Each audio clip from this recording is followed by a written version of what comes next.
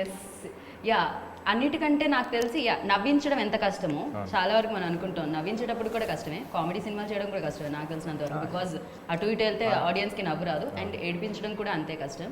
ఎందుకంటే మన బాధ వాళ్ళకు కూడా ఓకే ఇది జెన్యూన్ బాధ అంటేనే ఎదుటి వాళ్ళకి కూడా ఆ కళ్ళల్లోంచి నీళ్ళు లేకపోతే ఆ కనెక్షన్ అనేది ఉంటుంది. సో దానికి యాక్టర్స్ చాలా కష్టపడాల్సి వస్తుంది. ఆ బాధని ఫస్ట్ మీ బాధ చేసుకోవాలి, అప్పుడే ఆడియన్స్ వరకు ఆ బాధ చేరుతుంది. సో అలా చేసుకోవడానికి పట్టిన సమయం కానీ లేకపోతే సహకరించిన వ్యక్తులు కానీ ఉన్నారా ఇందులో? డెఫినెట్గా అండి. అంటే ఫస్ట్ టైం ఒక ఎమోషనల్ సీన్ చేసినప్పుడు ఐ థింక్ నా వల్ల కాలేదు. అంటే నేను ఎమోషనల్గా చేస్తూ డైలాగ్ చెప్పాలి. ఇంతకుముందు ఎమోషనల్ మాంటేజెస్ చేశాను కానీ అవి కొంచెం కష్టపడ్డాను కానీ బట్ చేశాను 2, 3, 4, 5 టేక్స్లో మాంటేజెస్ చేసినప్పుడు. బట్ ఎమోషనల్ సీన్ చేస్తూ డైలాగ్ చెప్పడం చాలా కష్టం అనిపించింది. అండ్ అది పర్టికులర్గా బాగా రావాలి. I have to show all the pain and అది రావట్లేదు. It took me time but every one, DOP గారు, బుచ్చి గారు ఎస్పెషలీ నా బాగా గుర్తు. ఆ రోజు యాక్చువల్లీ తిను బాగా చేసింది, నేను ఆ రోజు సరిగ్గా పర్ఫామ్ చేయలేకపోయాను. ఫస్ట్ నైట్ ఆ రోజు 6 o'clock తర్వాత నైట్ షూట్ ఏదో చేసాను, నేను పర్ఫామ్ చేయలేకపోయాను. అంటే ఇంకా రావాలి.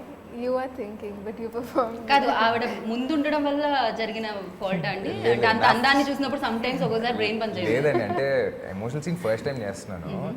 సో ఆ చేయడం కొంచెం ఛాలెంజింగ్ అనిపించింది. సో ఫస్ట్ టైం చేసినప్పుడు ఆయన ఎక్స్ప్లెయిన్ చేశారు, బట్ స్టిల్ అంత మ్యాచ్ అవ్వాలి, అది అవ్వలేకపోయాను డ్యూరింగ్ ఫస్ట్ డే. దాని తర్వాత సెకండ్ డే కూడా మనం మళ్ళీ చేద్దాం, డోంట్ వరీ, నాకైతే లోపల చేయాలని ఉంటుంది. అండ్ డైరెక్ట్గా లేదు బాగానే ఉంది. ఫస్ట్ డే పాపం ఆయన ఎక్కడ ప్రెషర్ చేయాలి, సరిగ్గా రావట్లేదు ఇప్పుడు అనలా.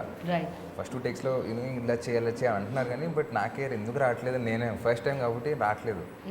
సెకండ్ డే దెన్ మళ్ళీ కూర్చొని మళ్ళీ ఎక్స్ప్లెయిన్ చేసి మళ్ళీ రెడీ చేద్దాం అన్నప్పుడు మళ్ళీ we did the whole thing. And I hope it బాగా వచ్చిందనే అనుకుంటున్నాను. చాలా అంటే అది సినిమాలో చాలా కీ సీన్ అండి అది. ఆ ఎక్స్ప్రెషన్ ఇవ్వడం రాసింది అంటే రాస్తుంటేనే ఇప్పుడు ఎలా చెప్తాడు రా బాబు అని నాకు భయం వేసేది.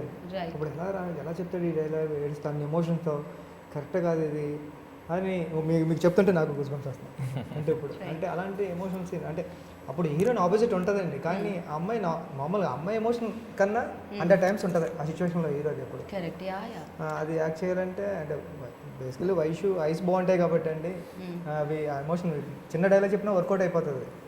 నాకు భయం వేసింది, కానీ నేను ఇంటికి వెళ్ళిన తర్వాత రూమ్లో చూసుకుంటే ఎడిటింగ్ యాబిట్లో చూసుకుంటే భలే చేసాడే, ఇంకా అసలు 1 more కూడా అడగాల్సి రేపు చేయాల్సిన అవసరం లేదు అంటే ఇప్పటికే మీకు ట్రైలర్లో ఉంటుందండి.